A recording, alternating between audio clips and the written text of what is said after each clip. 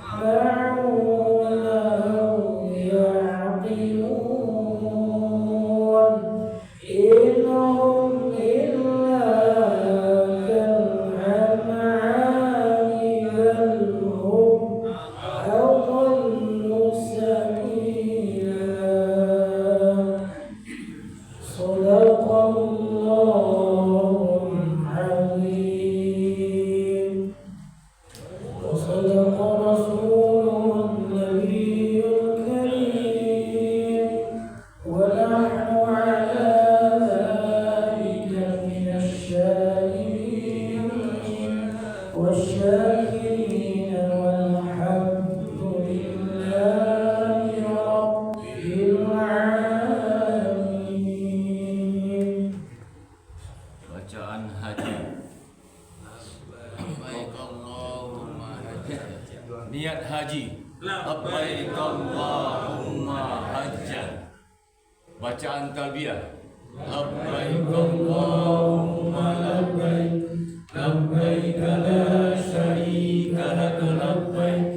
Innal hamda wa ni'mata laka wal mulk la syarika lak. Melintasi di pilar hijau. Rabbighfir warham wa'fu wa takarram wa tajawaz amma ta'lam innaka ta'lam ma la na'lam innaka antallahul a'azzul akram. Lanjutkan.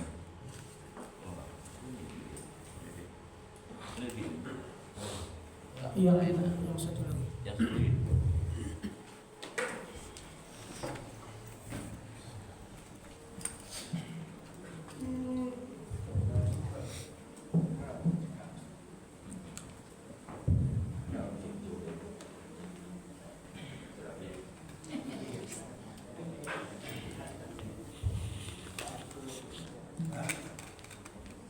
Alhamdulillah.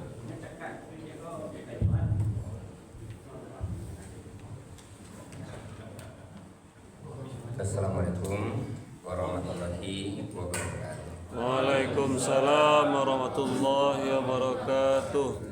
Bismillahirrahmanirrahim. Alhamdulillahirabbil alamin. Allahumma shalli ala Muhammad wa ala ali Muhammad. Pak Pengurus Mushola Thaibah dengan seluruh jemaah yang saya hormati. Syukur alhamdulillah, selawat dan salam kepada Rasulullah sallallahu alaihi wasallam. Bapak Ibu, kemarin ini waktu cepat masuk, jadi waktu menjelang jam 6 agak lama ya. Jadi banyak menu yang kita lakukan. Sekarang dia sudah semakin lambat, sehingga jarak dengan jam 6 semakin dekat. Untuk itu kita melihat iramanya itu saja. Pada subuh ini yang kita rencanakan di hari Jumat dulu adalah itu kita minta tolong kepada Pak Dokter untuk menjelaskan nikmat-nikmat Allah yang demikian besar yang senantiasa mengalir di tubuh kita. Kesadaran akan nikmat Allah itu akan kita pakai untuk memahami bacaan-bacaan sholat, sehingga di setiap bacaan sholat itu nanti yang berkaitan dengan hal itu, pikiran kita itu betul-betul mengarah ke situ. Akhirnya kalau bersyukur betul-betul terasa syukurnya, berterima kasih kepada Allah. Untuk itu kemarin kita apakan adalah umpamanya pernapasan, dari apa saja organ-organ yang diperlukan di situ dan apa saja zat yang keluar masuk dengan segala halnya. Kemudian pencernaan, apa saja pencernaan itu, bagaimana prosesnya, enzim-enzim yang ada di dalamnya. Kemudian aliran darah sampai ginjal mencuci darah dan jantung memompahkan darah untuk ke seluruh tubuh kita. Insya Allah nanti akan dijelaskan oleh Pak Dokter. Cuma gambarnya ada kini lebar. Insya Allah minggu besok ya, nanti keterangannya yang kita akan. Kenapa demikian? Sudah diungkap oleh ahli hikmah, yaitunya man arafa nafsahu wa qad arafa rabbahu. Siapa yang kenal akan dirinya, dia akan kenal dengan Tuhannya. Jadi kita perlu mengenal diri itu secara mendalam. Berhubung semuanya itu sudah terbuka oleh pengetahuan, sehingga ahli hikmah juga mengatakan awaludini ma'rifatullah, awal agama mengenal Allah. Bapak Bapak Ibu, untuk itu kemarin kita sampaikan dibaca Al-Fatihah itu Bismillahirrahmanirrahim. Apa artinya? Dengan Allah Maha Pengasih lagi Maha Penyayang. Nah itu di bibirnya kan Alhamdulillahirrahmanirrahim, di dalamnya kan mengiringi arti. Itu kan sudah kita latih. Nah di dalamnya lagi itu bisa di Bismillahirrahmanirrahim yang pendek itu, artinya yang pendek itu, tapi pemahamannya teramat dalam, teramat luas, lebih luas dari samudera itu. Makanya kalau Bapak Ibu ada baca buku itu, nanti ini bahan bagi kita, bagi siapa yang terbuka seleranya untuk memahami Al-Fatihah itu. Ada bukunya namanya tuh Samudra Al-Fatihah. Namanya Samudra Al-Fatihah. Karangan by Arifin. Kita siapkan buku. Itu kalau dibaca di situ terasalah kebesaran Allah, kemahagungan Allah, kekuasaan Allah. Nah itu modal kita nanti baca Al-Fatihah itu di dalam sholat itu. Jadi ada 3 buku. Yang pertama berbisik-bisik dengan Allah, karangan Agus Mustafa, yang memandu bacaan demi bacaan itu pikiran kita itu seperti apa. Yang kedua itu Samudra Al-Fatihah, karangan Arifin. Dan yang ketiga adalah Khusyuk Sholat 3T, karangan Bapak Luqman Hakim. Jika itu dibaca, kita punya modal besar nanti untuk memahami Al-Fatihah yang kita pakai untuk sholat. Nanti insya Allah akan kita tampilkan bagaimana orang sholat, diantaranya imam-imam di Masjidil Haram, di Masjid Nabawi, dan di berbagai mana dan dari berbagai tempat yang kita lihat di YouTube, kita bisa nampilkannya. Ada enggak Ibu yang tertahan suaranya, tidak bisa dia melanjutkan bacanya itu sambil dia menangis terseduh-seduh? Ada enggak itu? Ada kan? Tidak bisa dia melanjutkannya, tertahan suaranya di situ. Kenapa? Bacanya sudah selesai, tapi pemahamannya masih hidup di situ, masih menikmati pemahamannya itu. Nah, insya Allah nanti kalau ingin cepat itu saya tayangkan di Zoom hari Sabtu. Saya sudah Isya sekitar jam 9 di Zoom. Tapi nanti kita di sini juga kita contohkan. Itu tertahan suaranya, tidak bisa dia melanjutkan. Kenapa? Di bibirnya sudah selesai bacaan itu, artinya sudah selesai, tetapi dia pikirannya itu sedang terharu di situ. Nah, di antaranya suratnya itu surat Al-Fajr yang dia baca. Ada di surat Al-A'raf, ada di akhir surat Al-Baqarah. Nah, kita lihatkan nanti apanya itu pakai layar, pakai fokus itu. Nah, itu dia sudah ada pemahaman dan sampai kepada penghayatan. Untuk itu di Bismillahirrahmanirrahim. Di Bismillahirrahmanirrahim itu artinya apa tadi, Pak? Dengan nama Allah yang Maha Penyayang. Nah, di situ nanti kan pendek itu, tetapi orang yang memahami nikmat Allah yang mengalir di dirinya, yang mengitari dirinya, kehidupannya dari hari ke hari, dia sulit untuk melanjutkan kepada Alhamdulillah, karena pikirannya sedang menghayati itu. Nah, bisa tertahan suaranya di iftitah, di Al-Fatihah, di ayat atau di tahiyat itu, kalau dia tahu artinya, kalau dia paham maksudnya. Nah, untuk itu berapa banyak itu imam sholat itu yang seperti itu. Dia menangis tertahan suara. Apa kok dek kakinya tersapi? Enggak. Atau dek kehilangan pitinya? Enggak. Tapi dia sedang larut di dalam menghayati.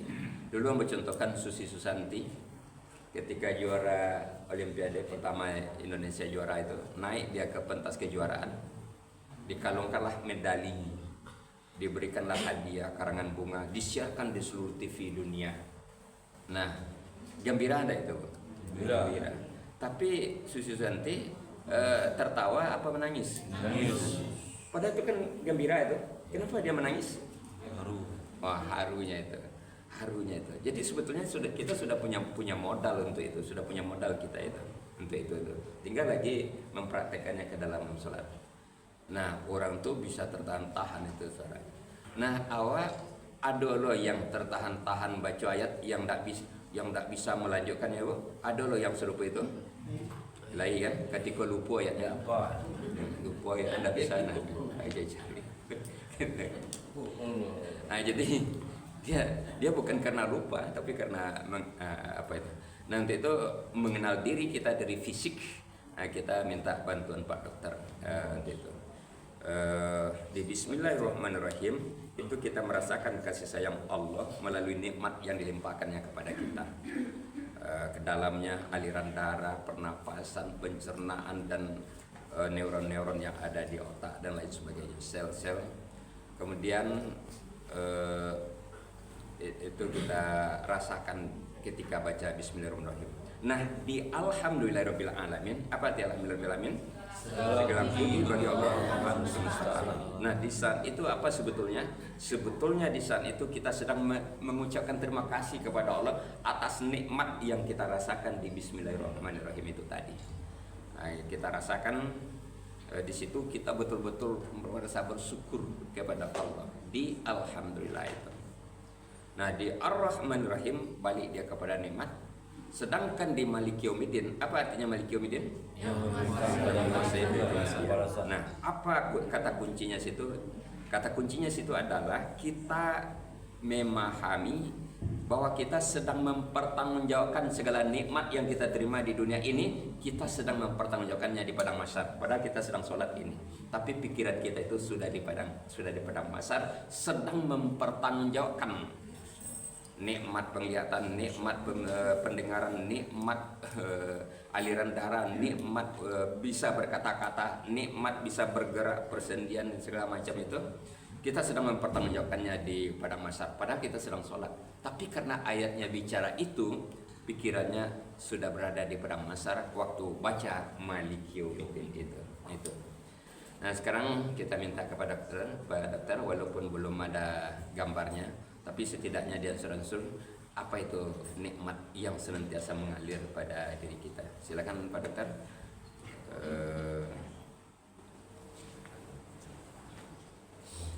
Ini bahan ya, Bu, untuk kita pakai dalam sholat ya. Nah, itu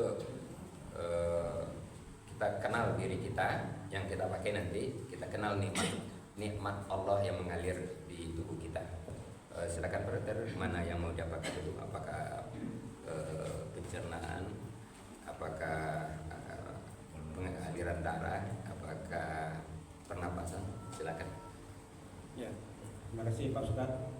Jadi kami hormati Bapak Ibu terlibat di dalam tubuh kita ini terdapat bagaimana kita hidup ini itu didukung oleh berbagai sistem.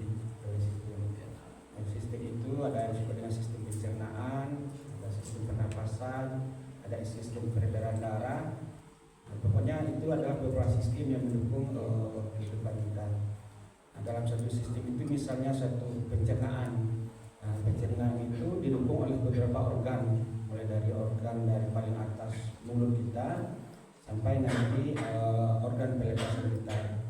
Begitu juga dengan sistem peredaran darah misalnya. Sistem peredaran darah itu didukung oleh jantung sebagai pembuluh darah yang sangat besar, kemudian dialirkan oleh pembuluh darah mulai dari yang besar sampai kecil, kemudian nanti bisa berakhir nanti di ginjal dan bisa juga berakhir di organ-organ di mana tujuan dari aliran darah tadi.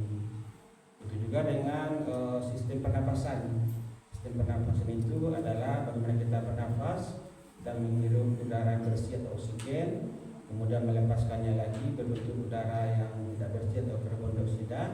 Itu didukung oleh utama sekali oleh kedua paru-paru kita, kemudian juga didukung oleh saluran-salurannya, dan nanti udara yang kita hidup itu nanti dipergunakan oleh tubuh kita.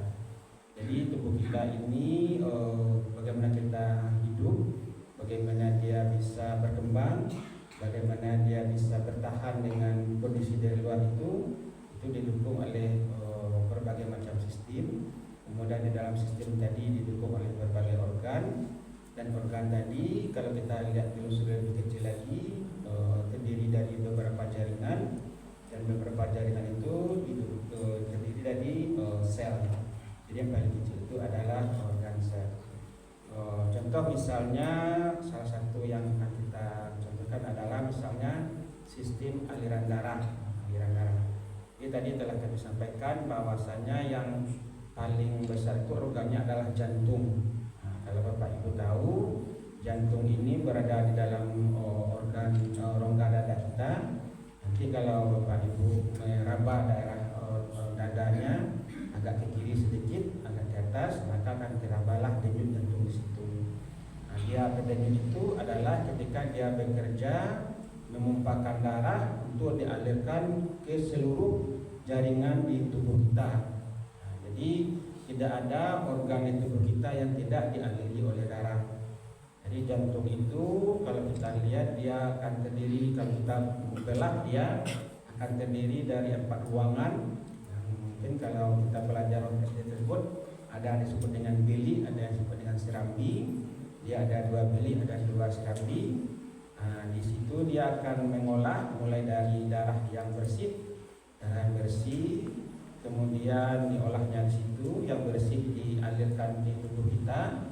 Kemudian setelah digunakan oleh tubuh kita dikembalikan lagi ke jantung, kemudian diolah lagi, dan begitu selalu 24 jam terjadi. Jadi kemudian darah ini juga dialirkan ke daerah ginjal namanya. Ginjal itu berada di posisinya di pinggang kita kiri dan kanan. Nah, di situ di ginjal itu akan terjadi pembersihan mana-mana bagian-bagian atau zat-zat tertentu yang masih dibutuhkan oleh tubuh kita dikembalikan oleh ginjal. Kemudian zat-zat yang tidak dibutuhkan oleh tubuh kita lagi atau yang bersifat racun itu akan dialirkan ke organ pembuangan kita. Nah, disitulah ginjal itu bekerja. Jadi begitulah selalu 24 jam terjadi, walaupun kita beraktivitas, walaupun kita istirahat, walaupun itu kita tidur, yang si organ pencernaan organ peredaran darah itu tetap bekerja.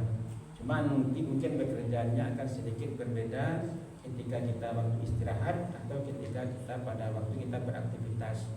Pada waktu kita istirahat mungkin dia akan sedikit melambat, denyut jantung kita akan sedikit menurun, aliran darah kita mungkin sedikit melambat. Tapi ketika kita beraktivitas dia akan meningkat, denyut jantung itu akan lebih kencang. Itu artinya dia memumpahkan darah lebih ke organ-organ tertentu yang membutuhkan darah lebih pada waktu itu. Misalnya pada waktu kita beraktivitas olahraga misalnya, di mana otot-otot kita membutuhkan aliran darah yang lebih banyak, maka jantung itu akan berdenyut lebih kencang lagi karena dia akan memumpahkan darah yang lebih banyak ke otot-otot tadi. Demikian juga kalau seandainya kita dalam keadaan kondisi ujian misalnya, mahasiswa atau siswa lagi ujian, ya organ otaknya bekerja lebih keras lagi, maka pada waktu itu jantung juga memumpahkan sedikit lebih kencang daerah aliran darah ke organ otak agar aktivitas otak itu lebih kencang lagi. Jadi itulah Bapak Ibu gambaran bagaimana sistem organ peredaran darah bekerja di tubuh kita. Jadi kalau bilik yang kami sampaikan tadi, antara ruang di dalam jantung itu adalah sudah tertutup rapat. Artinya darah kotor dan darah bersih itu tidak bercampur. Mungkin pada waktu kita bayi ada juga bayi kita yang mengalami kebocoran jantung katanya, itu adalah antar ruangan tadi itu tidak tertutup rapat sehingga akan bercampur antara darah kotor dengan darah bersih. Maka bayi-bayi tersebut biasanya dia akan sesak nafasnya, kemudian dia akan kebiruan warna warna bulinya itu karena antara darah bersih dan darah kotor itu tercampur. Jadi itulah sedikit gambaran ringkas tentang sistem peredaran darah di tubuh kita. Ya. Terima kasih Dokter. Walaupun secara verbal saja dulu, tapi insya Allah di depan bisa digambarkan apanya itu ya, mekanismenya ya Brother, untuk lebih tersimpan di memori kita bagaimana kebesaran Allah. Sedikit Brother, biasanya itu kalau kita pakai HP, pakai TV, pakai apa, itu kan ada baterai itu. Nah dalam jangka sekian itu habis, sehingga dia tidak hidup lagi HP itu karena baterainya itu sudah habis banyak. Nah jantung itu kan bergerak terus itu. Nah itu ada baterainya itu, seumur sekian dia tidak pernah berhenti. Itu kan ada kekuasaan Allah di situ, dan itu ada hal-hal yang belum diketahui oleh manusia, atau sudah diketahui kenapa dia bisa bergerak. Mungkin sudah ada terbuka sekarang apa aja tuh Brother, atau masih rahasia kenapa dia bisa apa terus itu. Ada enggak baterainya di sana itu, atau baterainya ada pencasnya sekalian di situ, masih apa tuh, masih rahasia bagi manusia, atau sudah mulai terbuka di dunia medis. Silakan Brother. Ya, ya jantung itu bekerja karena ini ada otot-otot di situ. Jadi otot-otot tadi lah yang memompakan darah ke seluruh tubuh, dan otot itu juga yang menerima darah dari tubuh setelah dipakai. Jadi dari mulai ketika kita mulai ketika janin mulai ada, mulai ditiupkan roh di situ, maka jantung itu sebenarnya sudah mulai bekerja, sampai nanti dia berhenti ketika kita mengakhiri di akhir kehidupan kita.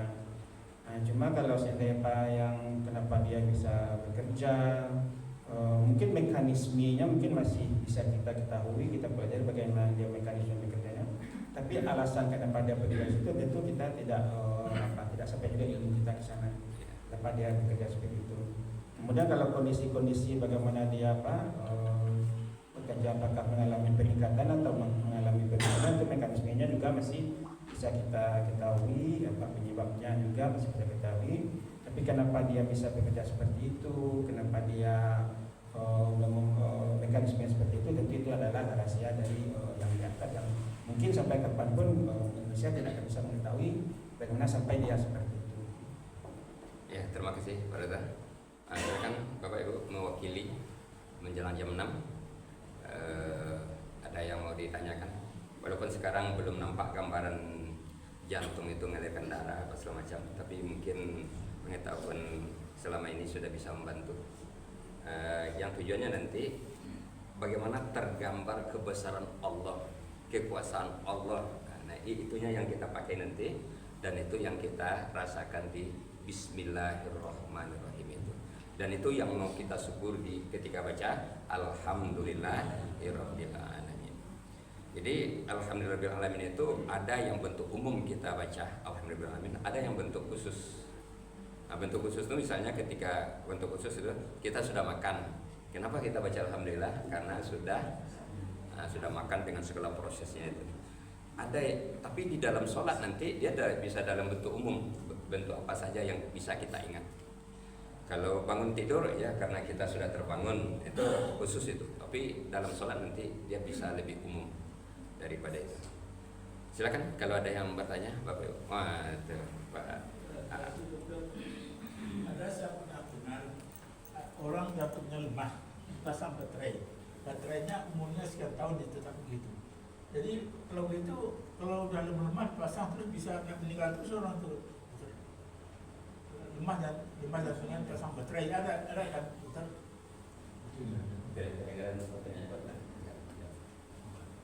Sudah selesai pertanyaannya. Jadi pertanyaannya, ini kalau sudah lemah sedikit, pasangannya baterai. Tidak meninggal orang jadinya kan? Ini sudah tinggi kajiannya.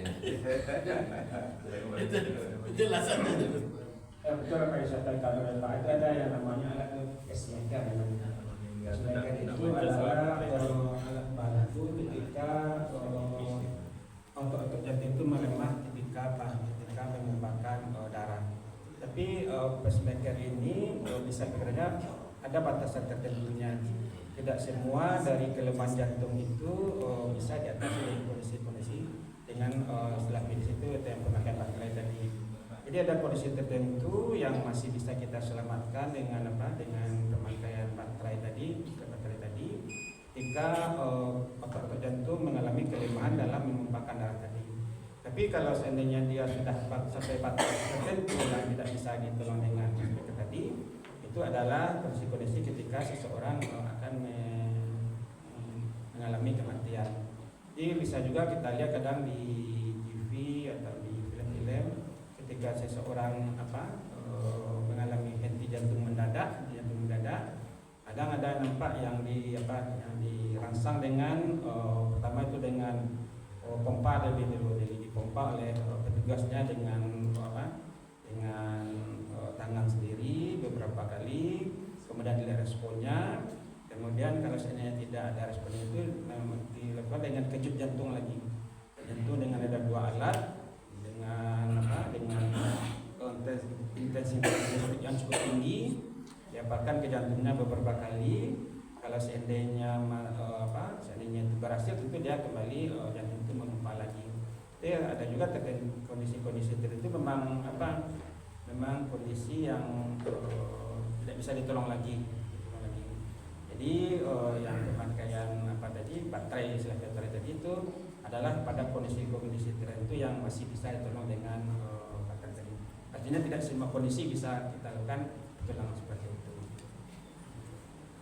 Ya, satu lagi selesai ya Pak.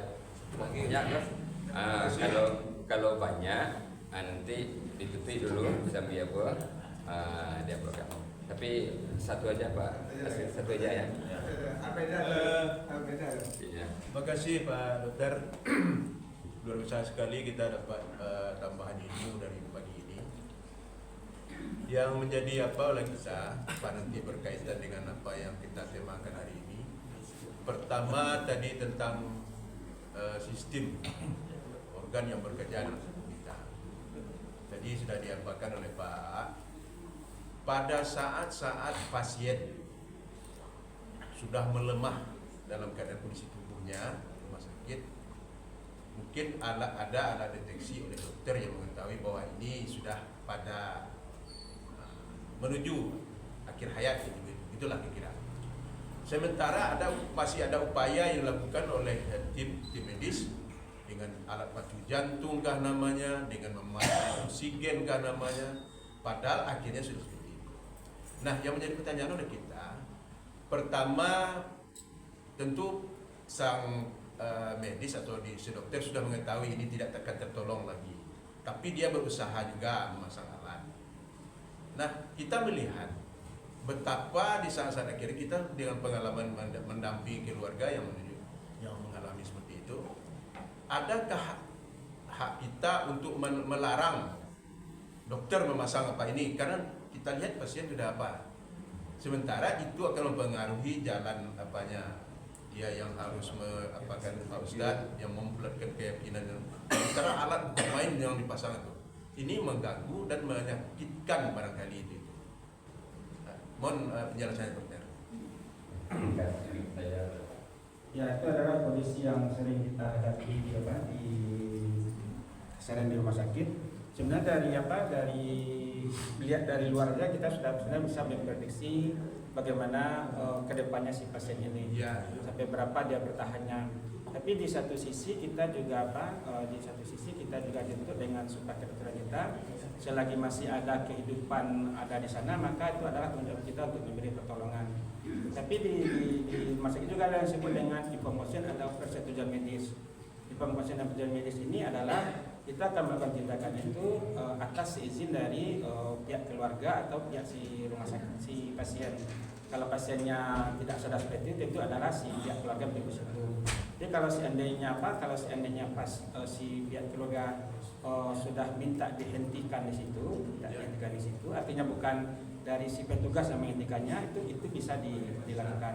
Yang dilakukan adalah selagi situ masih ada kehidupan di sana dan si pihak keluarga tidak ada meminta penghentian, tapi si petugas sendiri menghentikan itu nanti si petugasnya yang bisa dituntut dengan itu. Jadi intinya kalau seandainya di situ masih ada kehidupan, dengan super medis tadi kita harus tetap memberikan pertolongan.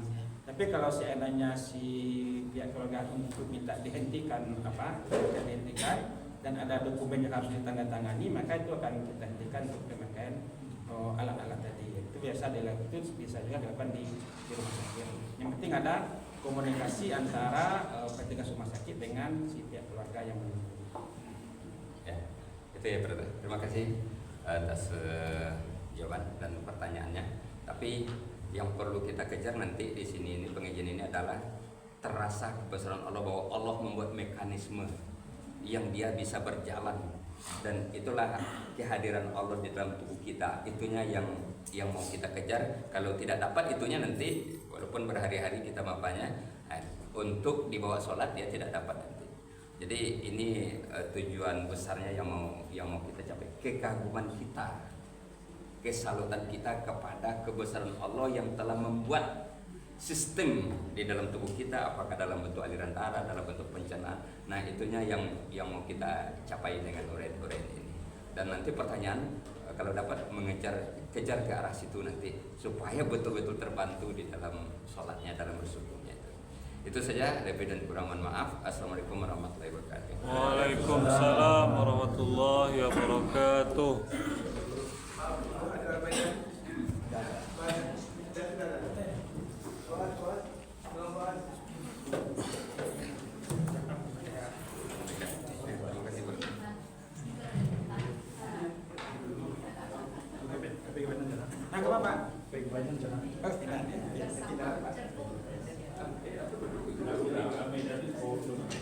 Jadi